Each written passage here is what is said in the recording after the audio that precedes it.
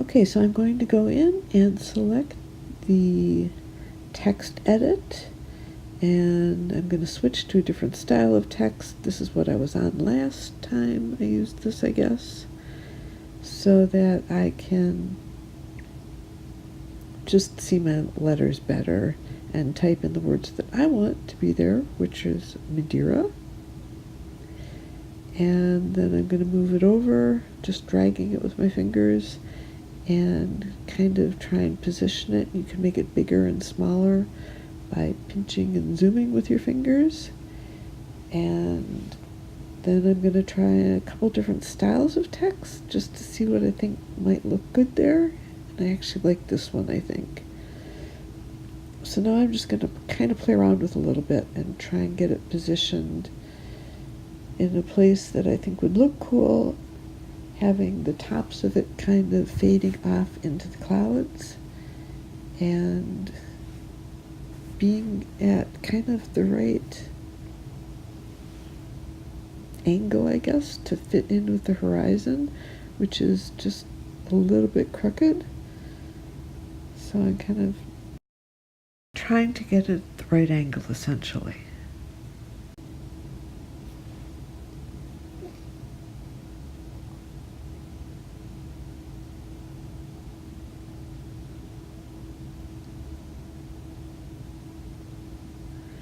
Then I realized I closed it too fast, and I wanted to reduce the transparency of it a little bit to make it look a little more kind of ethereal.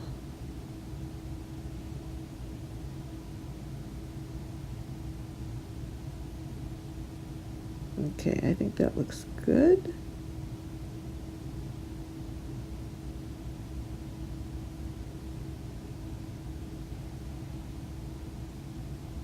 So now I'm going back into the text, but this time I'm selecting the brush tool. And you tap on the word invert, and then that makes the text show back up again. And then you tap on the word mask, and that brings this red mask up. And you can see anywhere that you rub with your finger and wipe away the mask is going to be wiping away a portion of your letters too, assuming you're doing it on your letters. But there's even a little bit more finesse to it than that, and that is that when you're brought into this, there's a transparency set of 0, and that means that when you drag your finger across the letters, it's going to remove them 100%. But you can change that in increments of 25. So, for example, if you go from 0 to 25, then it's going to remove 75% of the text kind of transparency. And the further up in numbers you go, the less of it it's going to remove, actually confusing. And I'm doing kind of lines across with my finger at different transparencies to get it to kind of fade into the clouds. The first time it didn't seem like it faded enough, so I'm going back and trying it again at a lower transparency, I guess you would call it. I think that looks better.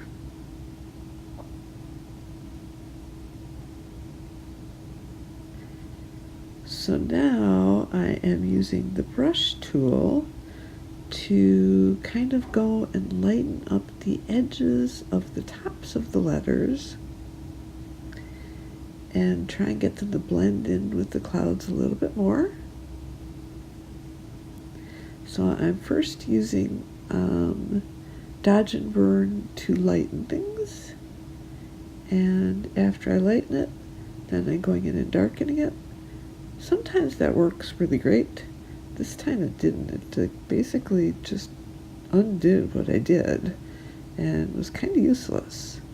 So that is not going to do what I want it to do, which is fade it into the clouds more. So I think I'm going to go back into the text brush tool and try an even stronger percentage.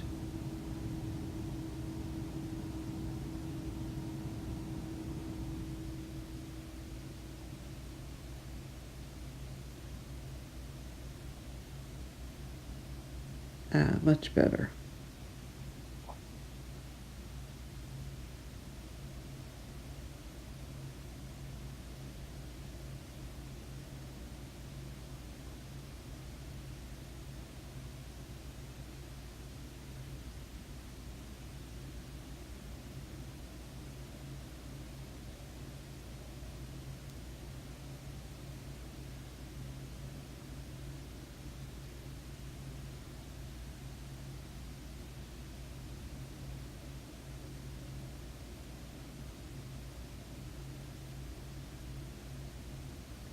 I don't really love the way that it's positioned. It's kind of an odd angle for the horizon, and I want to get the letters to look right.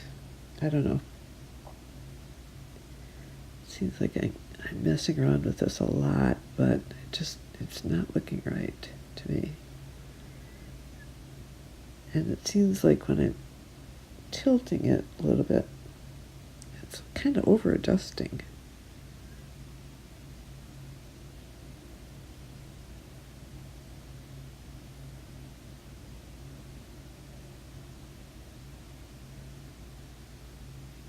Let's see, that's tilted too far, I think.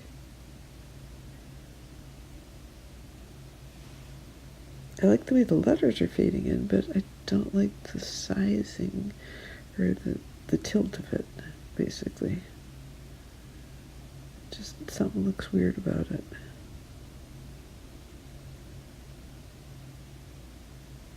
That's looking better.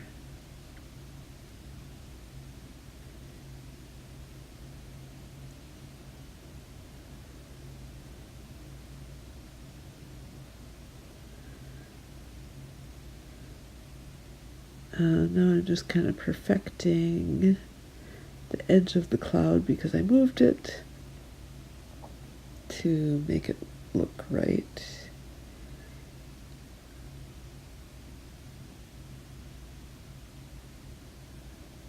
That looks a lot better.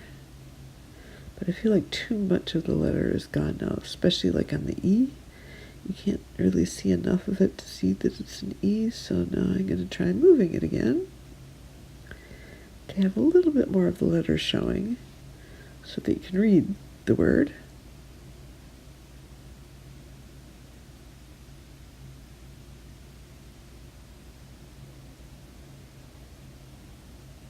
And I think that's a better position, but now I notice that I'm kind of over the land a little bit, so I'm going to just kind of try and wipe out that area there to make it invisible.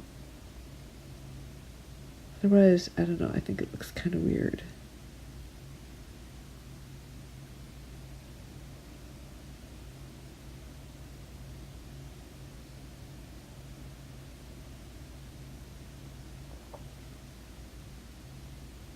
There, that looks really nice. Looks perfect.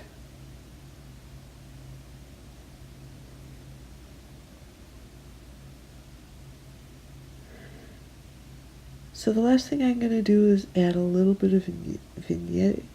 I never know how to pronounce this. Vignette, and just to try and get it to highlight and really kind of set off the title and make it look nice.